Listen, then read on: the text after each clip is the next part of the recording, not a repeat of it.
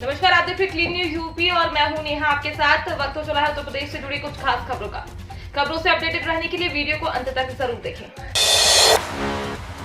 आगामी चुनाव से पहले बड़ा झटका, पूर्व मंत्री और पूर्व विधायक बीजेपी में शामिल। यूपी विधानसभा चुनाव 2022 से पहले सियासी हलचल तेज हो चली है और दल बदल का सिलसिला भी तेजी से चल रहा है। आए दिन मंत्री विधायक मौके की नजरता को देखते हुए इस्तीफा देकर दूसरे दलों में शामिल हो रहे हैं। अब सपा के पूर्व विधायक और समाजवादी पार्टी की पूर्व सांसद सुशीला सरोज के दामाद मनीष रावत बीजेपी में शामिल हो गए हैं। मनीष रावत वही है जिनका हाल ही में टिकट न मिलने पर फूट फूट कर रोने का वीडियो सोशल मीडिया पर वायरल हुआ था। मनीष रावत ने पहली बार 2012 में समाजवादी पार्टी के टिकट से सिथौली विधानसभा से भाजपा प्रत्याशी हरगोविंद भार्गव को लगभग 7,000 वोटों से हराया था, लेकिन 2017 के विधानसभा चुनाव में वो बसपा विधायक हरगोविंद भार्गव से हार गए थे। सीएम योगी का सपा चीफ अखिलेश यादव पर हमला, जिनकी टोपियां निर्दोषों के खून से रंगी हुई हों। उत्तर प्रदेश के मुख्यमंत्री योगी आदित्यनाथ ने शनिवार को समाजवादी पार्टी पर आरोप लगाया है कि उसने 2013 के मुजफ्फरनगर दंगों को भड़काया और उनकी निगरानी में अपराधियों को अपराध के बाद बच निकलने से मदद की। मुजफ्फरनगर में मुसलमानों और जाटों के बीच हुए दंगों के दौरान 62 लोगों की मौत हो गई थी और कई अन्य घायल हो गए थे। फ्री लैपटॉप, नए एक्सप्रेसवे, 3 गुना बेरोजगारी भत्ता आदि आबादी को बड़े तोहफे, घोषणा पत्र के मेगा प्लान पर काम कर रहे अखिलेश। यूपी में विधानसभा चुनाव से पहले अखिलेश यादव ने वादा किया कि अगर प्रदेश में समाजवादी पार्टी सत्ता में काबिज होती है तो उनकी सरकार यहां समाजवादी कैंटीन की स्थापना कराएगी। तमिलनाडु में अम्मा कैंटीन और कर्नाटक में इंदिरा कैंटीन की तर्ज पर अखिलेश यादव ने भी यूपी में समाजवादी कैंटीन खोलने का ऐलान कर दिया है। अखिलेश यादव इससे पहले सरकार बनने पर यूपी में 300 यूनिट फ्री बिजली का वादा कर चुके हैं। समाजवादी पार्टी के सूत्रों का कहना है कि बीजेपी को काउंटर देने के लिए उसकी हर एक योजना की कार्ड एसपी के आगामी घोषणा पत्र में दिख सकती है। एसपी के मुखिया अखिलेश यादव ने शनिवार को जयंत चौधरी के साथ अपनी प्रेस कॉन्फ्रेंस में कहा कि वो पढ़े लिखे हैं। यूपी में सुरों की ताल पर वार पलटवार जारी, कांग्रेस नेता रागिनी नायक ने योगी पर साधा निशाना सुनाया। यूपी में काबा का पार्ट 3। उत्तर प्रदेश चुनाव में बयानों की महाभारत के बीच ही सुरीली संग्राम भी जारी है। एक दिन इधर से गाना आता है तो दूसरे दिन उधर से पलटवार होता है। सवाल है कि आप ही तय कीजिएगा कि कौन किसको टक्कर दे रहा है। चुनाव के माहौल के बीच जहां एक तरफ बीजेपी नेता और भजन सिंगर तृप्ति शाकी का नया शाहकारा कोई नहीं है चक्कर में वायरल हो रहा था, वहीं उस गाने के जवाब में बिहार की सिंगर नेहा सिंह राठौर का यूपी का काबा पार्ट 2 गाना गाकर लोगों के बीच अपने मुद्दे को पहुंचाने की कोशिश की। उनका ये गाना भी लोगों ने काफी पसंद किया और सोशल मीडिया पर इसे जमकर शेयर भी किया जा रहा है। SC/ST वर्ग के धनी लोगों को नहीं मिलेगा लाभ, अगले महीने होगी सुप्रीम कोर्ट में सुनवाई।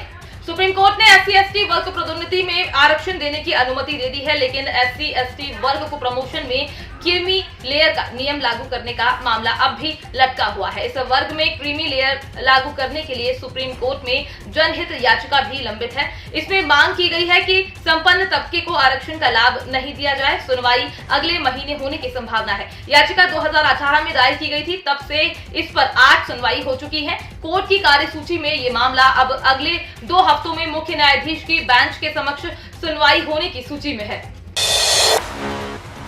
सरसों के तेल में भारी गिरावट, जाने आज के भाव। उत्तर प्रदेश के तेल तिलहन बाजार सरसों के तेल के दाम में बढ़ोतरी के बाद आज बड़ी गिरावट देखने को मिली है। 29 जनवरी को जहां यूपी में औसतन सरसों के तेल के भाव 170 रुपए पर बंद हुए थे, वहीं आज यानी 30 जनवरी को सरसों के तेल के भाव 9 रुपए सस्ते होकर 161 रुपए प्रति लीटर पर खुले हैं। अगर अधिकतम स्तर 200 रुपए की तुलना करें तो सरसों के तेल के भाव पूरे 39 रुपए की गिरावट हुई है। बाजार विशेषज्ञों का दावा है कि आगामी दिनों में फिलहाल सरसों के तेल के दाम में उतार चढ़ाव जारी रहेगा। इसके बाद यूपी के बाजार में तेल के भाव गिरने तय हैं। LIC का शानदार रिटायरमेंट प्लान, एक बार में प्रीमियम देकर मिलेगी 12,000 रुपए महीने पेंशन। LIC के पास अपने ग्राहकों के लिए एक से बढ़कर एक शानदार स्कीम्स हैं। इनमें से एक ऐसा ही रिटायरमेंट प्लान है सरल पेंशन प्लान। ये प्लान ग्राहक के रिटायरमेंट के बाद ही आपकी फाइनेंशियल जरूरतों को पूरा करता है। इसके मद्देनजर ये सरल पेंशन प्लान बनाया गया है। इस प्लान के तहत पेंशन पॉलिसी धारक को 12,000 रुपए की मासिक पेंशन मिलती है। LIC ने इस स्कीम का मोटो आपका वेलफेयर हमारी जिम्मेदारी है तय किया है। आइए जानते हैं इस प्लान की क्या क्या खासियत है।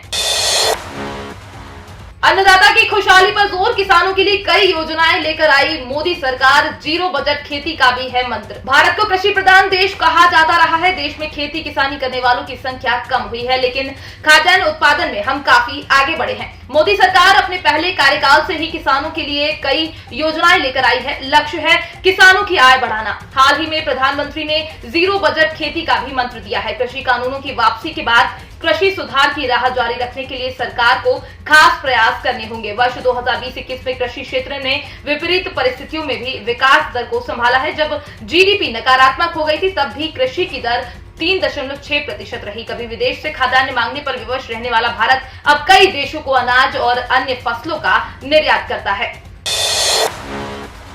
देश में पिछले 24 घंटों में कोरोना के 2,34,000 से ज्यादा केस, 893 लोगों की मौत। देश में जानलेवा कोरोना वायरस महामारी के मामले कल की तुलना में आज फिर कम हुए हैं। देश में पिछले 24 घंटों में कोरोना वायरस के 2,34,281 नए केस सामने आए हैं और 893 लोगों की मौत हो गई।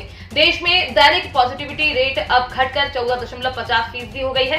देश में कुल सक्रिय मामलों की संख्या अब 4,10,92,522 हो गई है। जानिए देश में कोरोना की ताजा स्थिति क्या है। केंद्रीय स्वास्थ्य मंत्रालय की ओर से जारी किए गए आंकड़ों के मुताबिक देश में अब एक्टिव मामलों की संख्या घटकर 18,84,937 हो गई है। वहीं इस महामारी से जान गंवाने वालों की संख्या बढ़कर 4,94,091 हो गई है।